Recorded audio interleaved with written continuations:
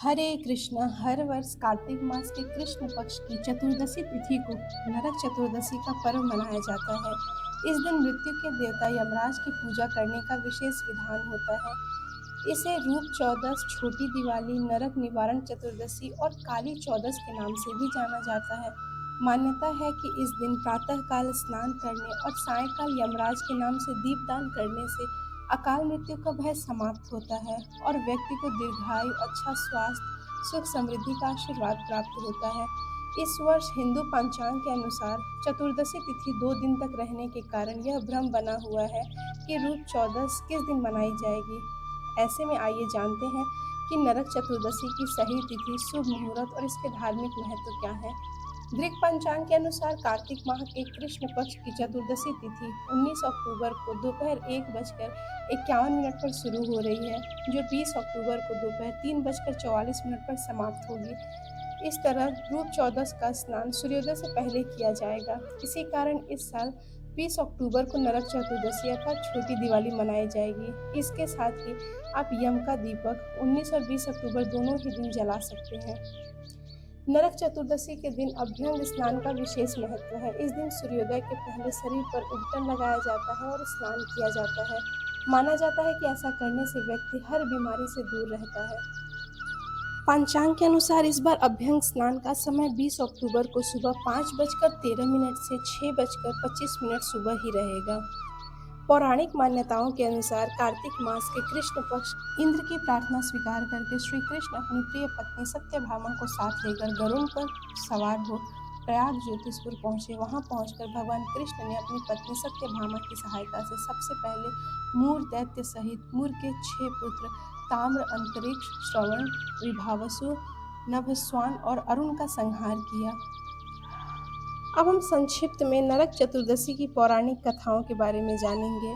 पहली कथा इस प्रकार है कि एक बार दक्षिण भारत में वामन पूजा का प्रचलन था। कहते हैं कि इस दिन राजा बलि को भगवान विष्णु ने वामन अवतार में हर साल उनके यहाँ पहुँचने का आशीर्वाद दिया था। इसी कारण से वामन पूजा की जाती है। अनुजराज बलि बोले कि हे भगवान, आपने कार्तिक कृष्ण त्रयोदशी से लेकर अमावस्या की अवधि में मेरी संपूर्ण पृथ्वी नाप ली है। इसलिए जो व्यक्ति मेरे राज्य में चतुर्दशी के दिन यमराज के निमित्त दीपदान करेगा उसे यम यातना नहीं होगी। जो व्यक्ति इन 3 दिनों में दीपावली का पर्व मनाए उनके घर को लक्ष्मी जी कभी न छोड़े, ऐसा वरदान दीजिए। यह प्रार्थना सुनकर भगवान वामन बोले कि हे राजन, ऐसा ही होगा, तथास्तु। भगवान वामन द्वारा राजा बलि को दिए इस वरदान के बाद से ही नरक चतुर्दशी के दिन यमराज के निमित्त व्रत, पूजन और दीपदान का प्रचलन आरंभ हुआ। एक दूसरी कथा रंतिदेव नामक राजा के है, जो बहुत ही धर्मात्मा थे। उन्होंने अनजाने में भी कोई पाप नहीं किया था। फिर भी जब मृत्यु का समय आया तो यमदूत उन्हें नरक ले जाने के लिए आ धमके।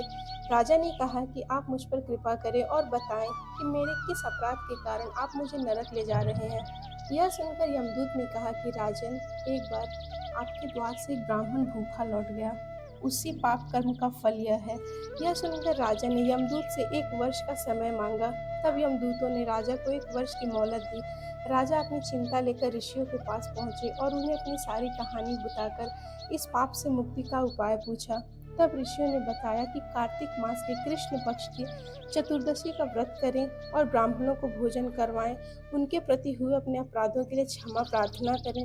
राजा ने वैसा ही कहा जैसा ऋषियों ने उन्हें बताया। इस प्रकार राजा पाप मुक्त हुए और उन्हें विष्णु लोक में स्थान प्राप्त हुआ। उस दिन से पाप और नरक से मुक्ति हेतु भूलोक में कार्तिक चतुर्दशी के दिन व्रत का प्रचलन है। एक सबसे प्रसिद्ध कथा भगवान श्री कृष्ण की है। नरकासुर को भौमासुर भी कहा जाता है। जब कृष्ण भगवान अपनी 8 पत्नियों के साथ सुखपूर्वक द्वारिका में रह रहे थे, तो एक दिन स्वर्गलोक के राजा देवराज इंद्र ने आकर उनसे प्रार्थना की कि हे कृष्ण, प्रयाग ज्योतिषपुर के दैत्यराज भौमासुर के अत्याचार से देवतागण त्राहि त्राहि कर रहे हैं। क्रूर भौमासुर ने वरुण का छत्र, अदिति के कुंडल और देवताओं की मणि छीन ली है।